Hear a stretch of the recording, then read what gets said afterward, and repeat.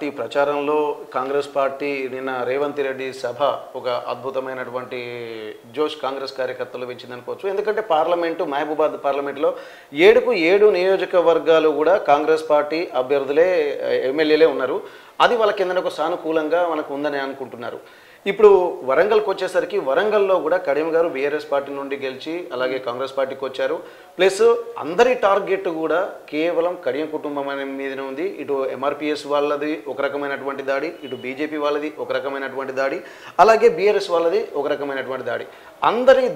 అందరి వాగ్బాణాలు మాత్రం కేవలం కడియం కుటుంబం పైనే ఎక్కుపెట్టున్నాయి. అటువంటప్పుడు ఈ మహబూబాబాద్లో కొద్దిగా సానుకూల వాతావరణం ఉన్న దాని మీద వాళ్ళు కాన్ఫిడెంట్గా ఉన్నారు. ఇప్పుడు వరంగల్లో మీకున్నటువంటి ప్రతికూల పరిస్థితులు ఏంటి, అనుకూల పరిస్థితులు ఏంటి? రేపు 24వ జరిగేటువంటి సభకు మీరు ఎలా సమాయత్తం కాబోతున్నారు?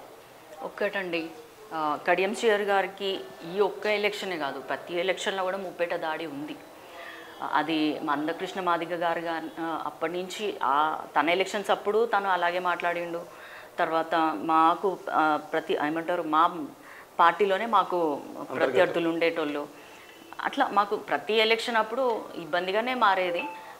అవన్నీ తట్టుకొని బయటికి రావడానికి కేవలం అది కడియం శ్రీహరి గారి మీద ఉన్న గుడ్ ఇమేజ్, క్లీన్ ఇమేజ్, ఎటువంటి ఎవరికి అన్యాయం చేయలేదు, అవినీతి ఆరోపణలు ఎదుర్కోలేదు. ఇవి ఒక ఎత్తు అయితే, ఇప్పుడు మన రాష్ట్రంలో చూసుకున్నట్లయితే 6 గ్యారెంటీల అమలు రేవంత్ రెడ్డి గారు చాలా సక్సెస్ఫుల్గా ఎన్ని అప్పులున్నా కూడా రాష్ట్రంలో అవి ముందుకు తీసుకురావడము, ఇనాగ్రేట్ చేయడం జరిగింది. అదొకటి మనకి హెల్ప్ అవుతుంది. ఇంకొకటి మన వరంగల్ పరిధిలో ఉన్న 7 నియోజకవర్గాలు మొత్తం కాంగ్రెస్ వాళ్ళే కాబట్టి వాళ్ళందరూ కూడా మొన్ననే గెలిచిండ్రు కాబట్టి ఆ జోష్ వాళ్ళలో ఉంది, కార్యకర్తల్లో ఉంది. ప్రతి ఒక్కరు కూడా కాంపిటీషన్గా తీసుకుంటున్నారు. 30,000 మెజార్టీ వచ్చిన వాళ్ళు 60,000కి తెస్తాం ఈసారి, మాకంటే డబ్బులు తెస్తాము. ప్రతి చోట అన్న దాంట్లో 20,000 వచ్చిన వాళ్ళు 40,000 తెస్తాము. ఇప్పుడు మన సత్యన్న ఉన్నారు భూపాలపల్లి, ఆయన 1,00,000 తీసుకొస్తా అంటున్నారు. మన యశస్విని రెడ్డి గారు కూడా చాలా ఉత్సాహంగా నాకు వచ్చినట్టే రావాలి అక్కకు కూడా అన్న పట్టుదలతోటి ప్రతి ఒక్కరు పనిచేస్తున్నప్పుడు మనం వెనుకకు చూసుకోవాల్సిన అవసరం లేదు. విజయం మనదే అవుతుంది ఖచ్చితంగా. అవే మా బలాలు కూడా. ఓకే, ఇప్పుడు 24న రేవంత్ రెడ్డి గారి జోష్తో జరిగేటువంటి సభకు సమాయత్తం ఎలా అవుతున్నారు? అసలు మళ్ళీ 7 నియోజకవర్గాల అటువంటి ఎమ్మెల్యేలతో పాటు ఇక్కడ ఉన్నటువంటి మీ బలాబలాన్ని ఎలా ఆ సభకు సమీకరించాలనుకుంటున్నారు? ఒకటండి, ఫస్ట్ నేను ఇక్కడ టికెట్ తీసుకొని నాకు కొన్ని రోజులకి చూశాను.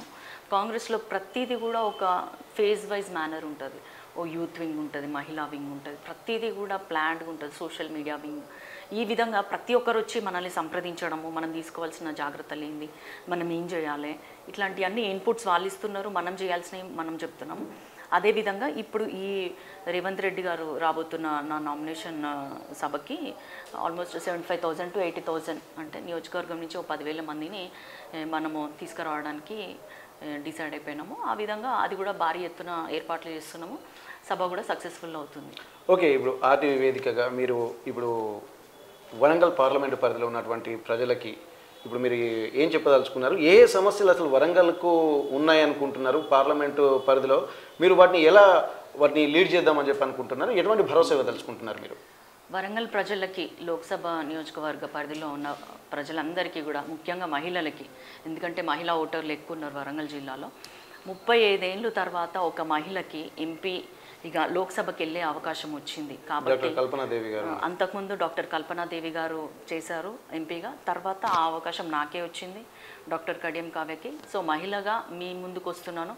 మహిళా సమస్యలపైన అంతకుముందు గత 8 ఏళ్ల నుంచి కూడా నేను ఎన్నో కార్యక్రమాలు చేశాను. తర్వాత హెల్త్ పైన, వాళ్ళ బాలికల చదువు, భద్రత, ఇట్లాంటి అనేక అంశాలపైన నాకు పూర్తి అవగాహన ఉంది. వాటిపైన పోరాడుతూనే నేను అనేక యాక్టివిటీస్ చేయడం జరిగింది. సో ఫస్ట్ నా ప్రయారిటీ మహిళా సమస్యలు, వాళ్ళ అభివృద్ధి అనేదే నా మెయిన్ టార్గెట్. తర్వాత మన యువతకి ఒక ఉపాధి మార్గం వెతకడము. తర్వాత ఇంకొకటి, మనం కొత్తగా వెళ్ళే దానికంటే ముందు ఇక్కడ ఉన్న పెండింగ్ ఇష్యూస్ చాలా ఉన్నాయి. మనది రైల్వే జంక్షన్ చాలా పెద్దది మన తెలంగాణలో. దాన్ని డివిజన్గా అప్గ్రేడ్ చేయడం ఒకటి, railway coach factory, leather park, తర్వాత అండర్ గ్రౌండ్ డ్రైనేజ్ సిస్టమ్ ఏదైతే ఇంకా పెండింగ్లోనే ఉంది, అవన్నీ ఫస్ట్ ఫేజ్లో అవన్నీ క్లియర్ చేయడానికి నేను ట్రై చేస్తాను. మిగతా విషయాలు ఐటీ హబ్గా కూడా డెవలప్ చేసుకునే అవకాశం ఉంది వరంగల్లో. ఇట్లాంటి అనేక విషయాలు. తర్వాత ఏమంటారు, నియోజకవర్గాల వారీగా కేంద్రం నుంచి వచ్చే నిధుల్ని వాడుకొని ఏ విధంగా ముందుకెళ్ళొచ్చు అనేది అక్కడ ఉన్న ఎమ్మెల్యేలతోటి నేను మాట్లాడి సంప్రదించి నేను అభివృద్ధి చేసే దిశగా పనిచేస్తాను. అయితే ఇక్కడ మనం ఒక విషయం గమనిద్దాం. మీరు ఎట్లాగూ పార్లమెంటు పరిధిలో అంటున్నారు కాబట్టి బీజేపీలో ఉన్నటువంటి కేంద్ర ప్రభుత్వము ఒకటి హెరిటేజ్ సిటీ, అలాగే ఇప్పుడు కొన్ని సెంట్రల్ గవర్నమెంట్ సంబంధించింది పెట్టారు, అమృత్ అని, స్మార్ట్ సిటీ అని చెప్పి అన్నారు. ఆ నిధులు కూడా సరిగా బీఆర్ఎస్ ప్రభుత్వంలో వాడుకోలేకపోయారని చెప్పి అంటున్నారు. అటువంటప్పుడు ఎక్కడ ఉన్నటువంటి వాళ్ళకి ఏంటంటే ఒక యునెస్కో గుర్తింపు పొందినటువంటి రామప్పలో అభివృద్ధి కార్యక్రమాలు ఎక్కడ జరిగినట్టు కనిపించట్లేదు, అలాగే 1000 పిల్లర్ టెంపుల్ ఎక్కడ అభివృద్ధి జరిగినట్టు కనిపించట్లేదు, అలాగే ఇప్పుడు వరంగల్లో ఉన్నటువంటి కాకతీయ పరిపాలన కేంద్రమైనటువంటి ఆ ప్లేస్ కూడా అసలు అంతకుముందు ఎట్లా ఒక గ్రీనరీ ఏర్పాటైనట్టుంది కానీ దాని మీద ఒక శ్రద్ధ పెట్టినట్టు ఏం కనిపించట్లేదు. దీని మీద మీరు ఏమైనా స్పెసిఫిక్గా ఫోకస్ పెట్టేటువంటి అవకాశం ఉంది? ఎందుకంటే కొన్ని రాష్ట్రాలు, కేవలం గుజరాత్ లాంటి రాష్ట్రాలు ఇప్పుడు అయోధ్యలో ఒక రామాలయం కట్టడం వలన ఒక పర్యాటకంగా ఎంతో అభివృద్ధి చెందింది. అటువంటిప్పుడు పర్యాటకంగా కూడా ఈ యునెస్కో గుర్తింపు పొందినటువంటి వీటిని మీద ఫోకస్ పెట్టి ఇక్కడ కూడా వరంగల్కు పర్యాటకులు తీసుకొచ్చేటువంటి కాన్సెప్ట్ ఏమన్నా మీరు ఆలోచించగలుగుతారా? ఒకటండి, బీజేపీ ఎప్పుడు దక్షిణాది రాష్ట్రాలకి మొండి చెయ్యి చూపించింది. అందులో ముఖ్యంగా తెలంగాణకి ఇప్పుడు ఎవరిని అడిగినా కూడా తక్కువని చెప్పలేరు. ఈ పథకం తీసుకొచ్చింది బీజేపీ తెలంగాణకి కానీ వరంగల్కి కానీ అని చెప్పలేని పరిస్థితిలో గత 10 ఏళ్ల నుంచి వాళ్ళు కేంద్రంలో ఉన్నా కూడా ఒక పని చేయలేదు. నాకు వరంగల్ అంటే స్వతహాగా చాలా ఇష్టం, ఎందుకంటే మా ఊరు కాబట్టి నాకు చాలా ప్రేమ వరంగల్ అంటే. ఇది ఒక ఏమంటారు, పురాతన కట్టడాల ఒక హెరిటేజ్ హిస్టారికల్ ప్లేస్. ఇది 1000 స్తంభాల గుడి ఉంది, తర్వాత కిలా వరంగల్ ఉంది, రామప్ప ఉంది, లక్నవరం ఉంది, ఎన్నో మంచి మంచి పర్యాటక కేంద్రాలు ఉన్నాయి. సో ఆ విధంగా కూడా ఎక్కడైనా కూడా టూరిజం డెవలప్ అయితే కూడా మనకి వచ్చే ఏమంటారు ఇన్కమ్ సోర్స్ గవర్నమెంట్కి బిల్డ్ అవుతుంది, ఇటు ప్రజలకి అనుకూలంగా ఉంటుంది. ఇన్ని విధాలుగా వీటిని స్ట్రెంథెన్ చేసుకోగలిగితే ఖచ్చితంగా నేను ఒక వరంగల్ వాసిని కాబట్టి మన ఉద్దేశం ఎంతసేపు అభివృద్ధి, మనం ఏదో భూ కబ్జాలు చేయడము లేకపోతే ఇల్లీగల్ ప్రాపర్టీస్ తీసుకుందాము అన్న ఉద్దేశాలతో వచ్చి వాటిని కాపాడుకునే వ్యక్తి లెక్క బీజేపీ అభ్యర్థి లెక్క మనం కాదు. మనం కేవలం ఒక క్లీన్ ఇమేజ్ తోటి వస్తున్న వ్యక్తులం కాబట్టి మనకు ఫోకస్ ఎంతసేపు అందులో. నేను డాక్టర్ చదివాను, పీజీ చేశాను, చాలా ఉన్నత స్థాయి చదువు, అది ఉన్నతమైన వృత్తి కూడా, అది అంత మంచి దాంతో వస్తున్నా నేను కాబట్టి డెఫినెట్గా వీటిపైన ఫోకస్ చేస్తాను. నా మార్క్ కూడా నేను చూపించుకోవాలి అన్న ఉద్దేశంతో ఉన్నాను.